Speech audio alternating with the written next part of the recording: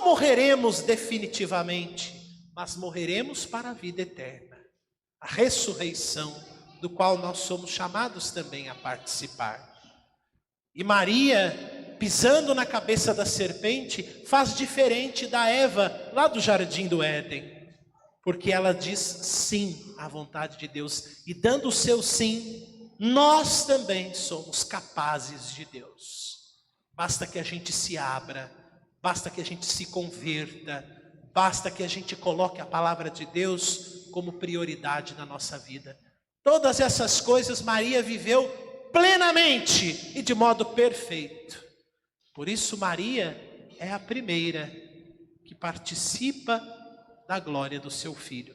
É o que nós vimos na segunda leitura de hoje, quando é afirmado a nós que Cristo ressuscitou como primícias dos que morreram. Ou seja, Jesus foi o primeiro a ressuscitar dos mortos e nos garantir a certeza de que o céu também é para nós. E depois vai dizer o texto: depois de Cristo virão aqueles que pertencem a Cristo. Maria foi aquela que pertenceu totalmente a Cristo.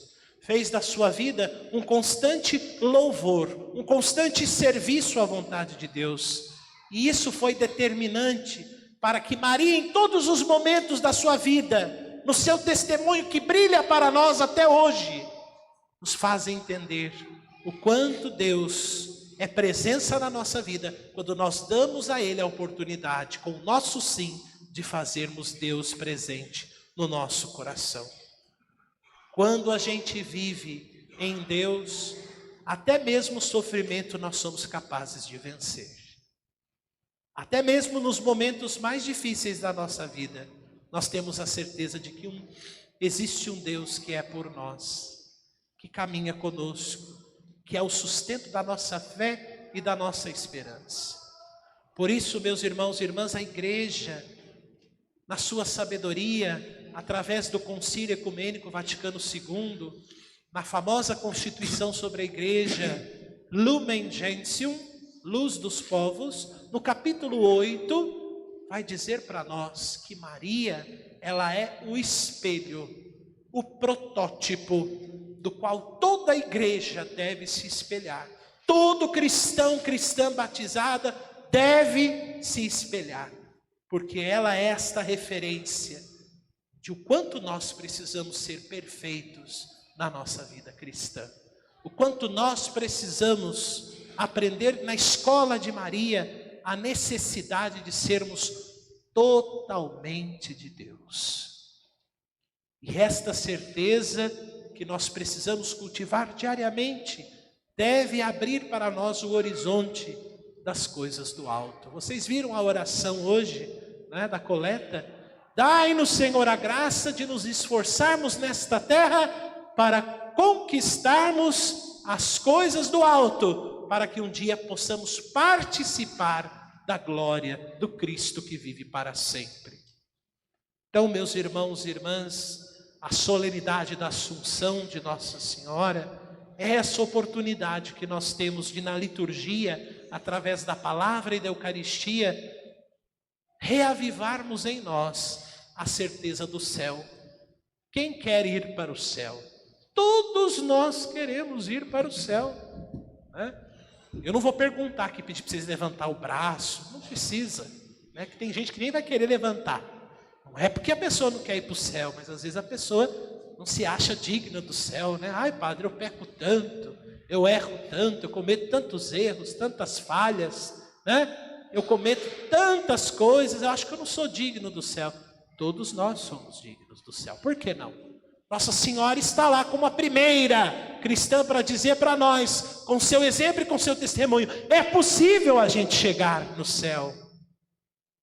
E a gente precisa aproveitar cada segundo da nossa vida, cada momento da nossa existência, para conquistarmos aquilo que é do alto.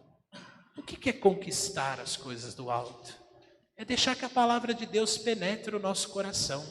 Que a gente não seja mero ouvinte, mas praticante dessa palavra, como fez Nossa Senhora. Se eu só escuto a palavra, pode entrar aqui nesse ouvido e sair por este ouvido. né? Mas aqueles que se deixam levar, mergulham nas profundezas da palavra de Deus, este encontra a conversão, a mudança de vida, o deixar-se moldar pela palavra de Deus. É deixar que Deus conduza a nossa vida, para que aí nós possamos, nessa experiência com a palavra, darmos o nosso testemunho. Acreditarmos realmente que nós somos capazes de Deus, não só para nós mesmos, mas no nosso serviço, na nossa caminhada, transmitirmos os frutos de uma vida de Deus. E transmitir esta vida de Deus, meus irmãos e irmãs, é ter este compromisso em cooperarmos com Deus na obra da salvação, levando a todos ao conhecimento da verdade, levando a todos aqueles que jazem nas trevas a luz da esperança, da palavra de Deus, de um Deus que nos ama, de um Deus que quer ser presença, de um Deus que quer nos salvar a cada momento.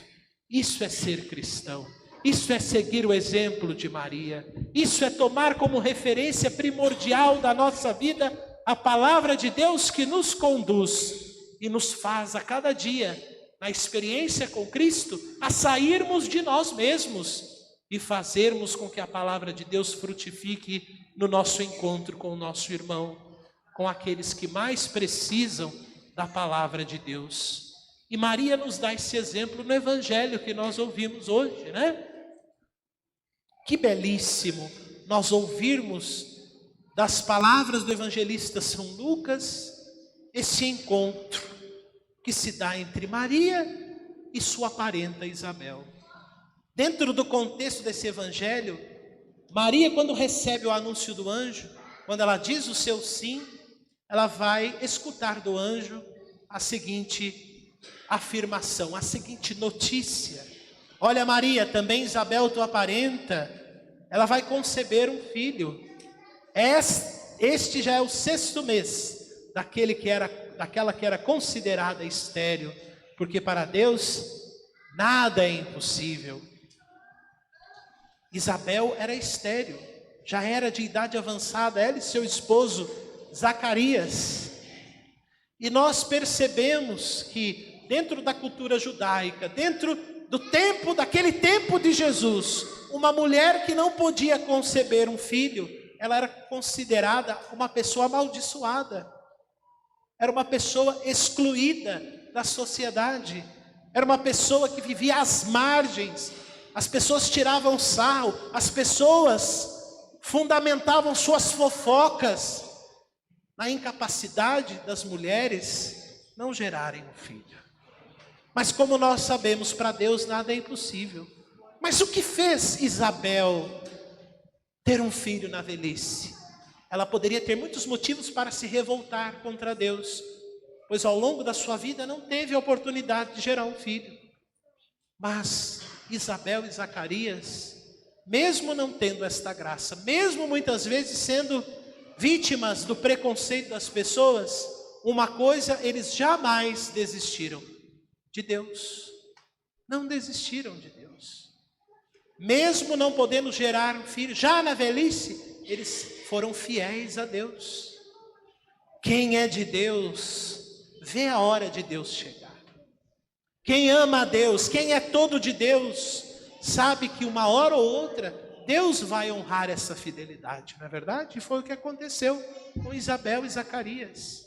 E quando Maria recebe a notícia de que ela será a arca da nova aliança, porque a arca da antiga aliança trazia dentro dela as tábuas da lei, a vara de Araão e um pouco do maná do deserto, né? E a arca da aliança era o sinal do que no povo da antiga aliança? O sinal da presença de Deus. Quando o rei Davi viu a arca da aliança, ele soltou um grande grito, começou a dançar, começou a pular, porque ele estava na presença de Deus. Então a arca da antiga aliança era o sinal da presença de Deus. Maria, em primeiro lugar, após o anúncio do anjo, ela se dirige apressadamente para a casa de Isabel. Essa pressa de Maria é a pressa da missão, que precisa levar o quê? A boa notícia, a palavra de Deus, o verbo encarnado, a razão e a alegria de muitos. Portanto, nesse encontro de Isabel com Maria, mais do que um encontro familiar, é um encontro de suma importância na história da salvação. Por quê? Porque Maria vai levar para Isabel não só a sua solidariedade, o seu carinho, a sua ajuda, mas ela vai levar o próprio Salvador. Por isso os padres da igreja vão afirmar, lá nos primeiros séculos, quando vão interpretar a teologia, eles vão dizer: Maria é a arca da nova aliança. Já não traz mais consigo a lei em pedras, mas traz a própria palavra de Deus encarnada no seu seio.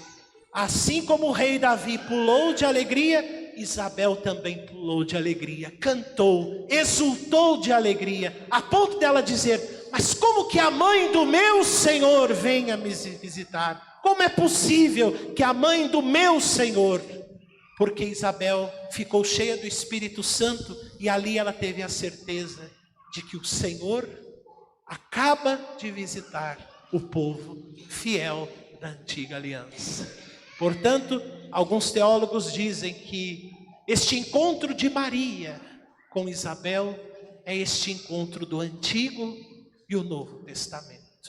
O Antigo, que aguardou fielmente a vinda do Messias, representado por Isabel e Zacarias. Isabel e Zacarias representam Israel fiel até o fim, que esperou a chegada do Messias e que agora exulta de alegria no Senhor, a ponto de João Batista pular de alegria no ventre de Isabel. A arca da aliança agora traz o próprio Deus, e não os símbolos que representavam Deus, que estavam na antiga arca. Por isso Maria é a arca da nova aliança.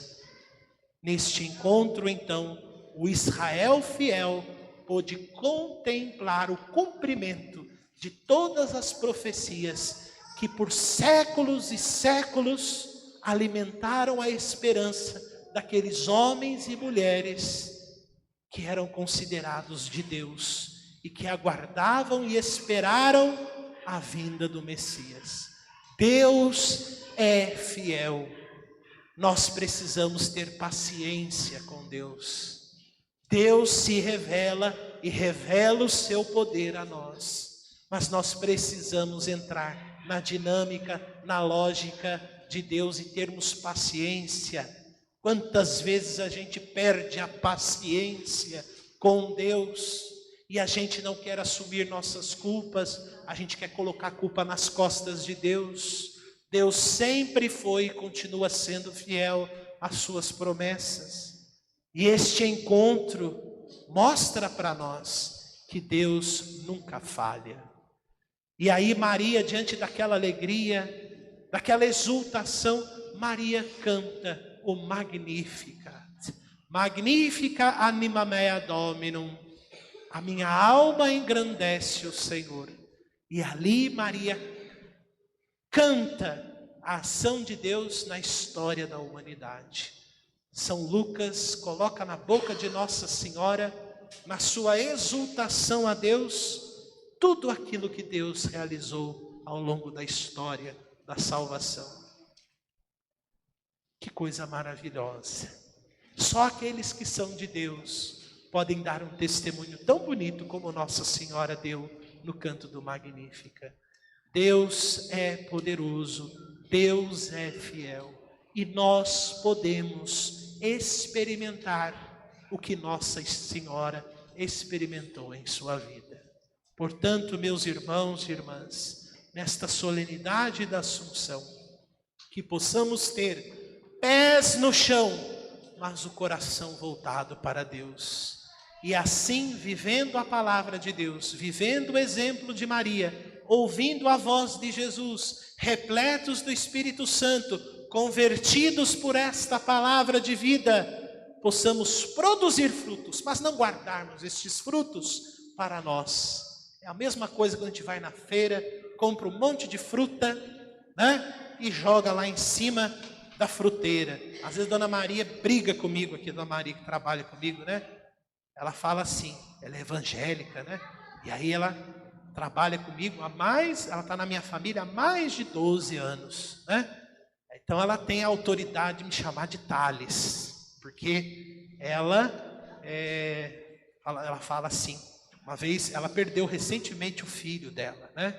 Eu cheguei lá no velório, esse aqui é o Padre Thales, falando para as amigas evangélicas dela, aquela igreja inteira dela lá. E ela falava assim, esse aqui é o meu filho, Padre Thales. Esse aqui é o meu filho, Padre Thales. Eu tenho ele como meu filho, né? E aí, às vezes eu compro fruta lá, deixo em cima. Às vezes o Padre Cício traz umas frutas e as frutas ficam lá, sabe? E a fruta começa a estragar. Ela fala assim, ô Thales, trate de comer essas frutas, pelo amor de Deus, né? Ou dá para alguma pessoa, porque não pode ficar assim. E é verdade. Nós não podemos acumular as graças, as bênçãos, o testemunho da nossa experiência com Deus como frutos, porque esses frutos podem estragar ou serem esquecidos. Temos que ser apressados como Maria. Uma vez que Deus toca o nosso coração, a gente tem que ter essa pressa missionária de lançar no mundo os frutos do reino de Deus, não só para nós, mas para o mundo inteiro. Portanto, meus irmãos e irmãs, a escola de Maria tem muito a nos ensinar. Nos debrucemos, permitamos a entrada, o ingresso nessa escola, porque Maria tem muito a nos ensinar como nós devemos ser de Deus. Portanto, que ela nos ajude, que ela nos ampare com seu amor de mãe, para que a gente não desvie do foco. O caminho todos nós sabemos, mas que ela venha caminhar conosco, como a gente canta. Vem Maria, vem nos ajudar neste caminhar tão difícil. Deus promete vida fácil para nós? Não, mas Maria está conosco, Deus é por nós. Vem Maria, vem nos ajudar neste caminhar tão difícil rumo ao Pai. Vem, querida mãe, nos ensinar ao quê? A ser testemunhas do amor que fez do seu corpo sua morada, que se abriu para receber o Salvador. Vem Maria, vem nos ajudar neste caminhar tão difícil rumo ao Pai. Vem Maria, vem nos ajudar neste caminhar tão difícil.